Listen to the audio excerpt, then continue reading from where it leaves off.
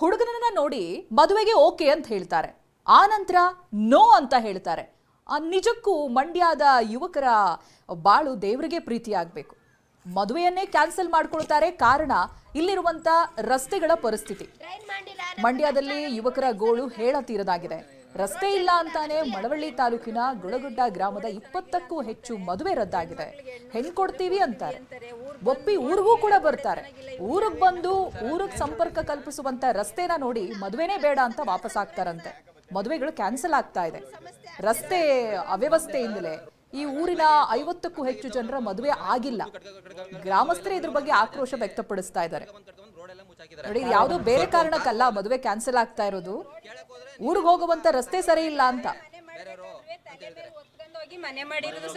ಏನು ನಮ್ಮ ಗ್ರಾಮದಲ್ಲಿ ಸಮಸ್ಯೆಗಳಿದೆ ಅದನ್ನು ತಕ್ಷಣದಲ್ಲಿ ಅದನ್ನು ಪರಿಹಾರ ಮಾಡಿಕೊಡ್ಬೇಕು. ಮತ್ತು ಇದರಿಂದ ನಮ್ಮ ಸಾಕಷ್ಟು ರೈತಾಪಿ ವರ್ಗದ ಯುವಕರುಗಳಿಗೆ ಭಾಳಷ್ಟು ತೊಂದರೆ ಆಗ್ತಾಯಿದೆ. ನಾವು ನಮ್ಮ ಫ್ರೆಂಡ್ಸ್ಗಳೇ, ನನ್ನ ಸ್ನೇಹಿತರುಗಳೇ, ನಾವು ಹೋಗಿ ಹುಡುಗಿ ನೋಡ್ಕೊ ಬರ್ತೀವಿ. ಹುಡುಗಿ ನೋಡ್ಕೊ ಬಂದ ತಕ್ಷಣ ಅಲ್ಲಿ ಒಪ್ಕೊಂಡಿರ್ತಾರೆ. ನಮ್ಮ ಗ್ರಾಮಕ್ಕೆ ಬಂದು ನೋಡಿ ರಸ್ತೆ ನೋಡಿದ ತಕ್ಷಣ, ಚರಂಡಿ ನೋಡಿದ ತಕ್ಷಣ, ಓ ಏನಪ್ಪ ರಸ್ತೆ ಈ ಮಟ್ಟಕ್ಕದೆ, ಇಲ್ಲಿಗೆ ಒಂದು ಕಾರು ಬರೋಲ್ಲ, ನಾವು ಕಾರ್ ತಗೊಬಂದ್ರೆ ಅಲ್ಲಿ ನಿಲ್ಸೋಕ್ಕಾಗಲ್ಲ, ಜಾಗ ಇಲ್ಲ. ಅದರಂತೂ ಊರೊಳಗಡೆ ಅಂತೂ ಕೇಳಲೇಬೇಡಿ, ರಸ್ತೆನೇ ಆಗಲೇ ಇಲ್ಲ.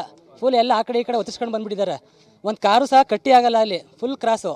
ಇನ್ನು ಗೇಟಿಂದ ಅಂತೂ ನಮ್ಮ ಉಳ್ಗಡೆ ಗೇಟಿಂದ ಈ ಗ್ರಾಮಕ್ಕೆ ಸ್ವಾತಂತ್ರ್ಯ ಬಂದು ಒಂದು 78 ವರ್ಷ ಕಳೆದ್ರೂ ಸಮರ್ಪಕವಾದ ರಸ್ತೆ ಇಲ್ಲ ಮತ್ತು ಚರಂಡಿ ಇಲ್ಲ. ರಸ್ತೆ ಮಾಡೇ ಇಲ್ಲ, ಚರಂಡಿ ಇಲ್ಲ, ರಸ್ತೆ ಎಲ್ಲ ಗುಂಡಿ ಬಿದ್ದಿದೆ. ಈಗ ಒಂದು ಕಡೆ ಬೆಳೆದ ಬೆಳೆಗಳಿಗೆ ಸರಿಯಾದ ಬೆಲೆ ಇಲ್ಲದೆ ರೈತರು ಈಗಾಗಲೇ ಕಂಗಾಲಾಗಿದ್ದಾರೆ.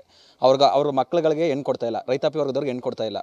ಇಷ್ಟೆಲ್ಲ ಸಮಸ್ಯೆಗಳ ನಡುವೆ ಒಂದು ಮೂಲಭೂತ ಸೌಕರ್ಯಗಳನ್ನ ಹಳ್ಳಿ ಕೊಡ್ತಾ ಇಲ್ಲ ಅಂದರೆ ಯುವಕರಾಗಲಿ ಯುವತಿಯರಾಗಲಿ ಈಗಿನ ಜನ್ರೇಷನ್ನು ಹಳ್ಳಿಗಳಲ್ಲಿ ಉಳಿಯೋದು ಹೇಗೆ? ರಸ್ತೆ ಗುಂಡಿ ಬಿದ್ದು ಶುರುವಾದವಿಂದನೂ ಆರಂಭದಿಂದನೂ ಫಸ್ಟ್ ಒಂದ್ಸರಿ ಪ್ರೆಸ್ ಮೀಟ್ ಮಾಡಿದ್ವಿ, ಜನಪ್ರತಿನಿಧಿಗಳ ಗಮನಕ್ಕೆ ತಂದ್ವಿ, ಏನು ಪ್ರಯೋಜನ ಆಗಲಿಲ್ಲ. ಮತ್ತು ಊರಿನಿಂದ ಸುಮಾರು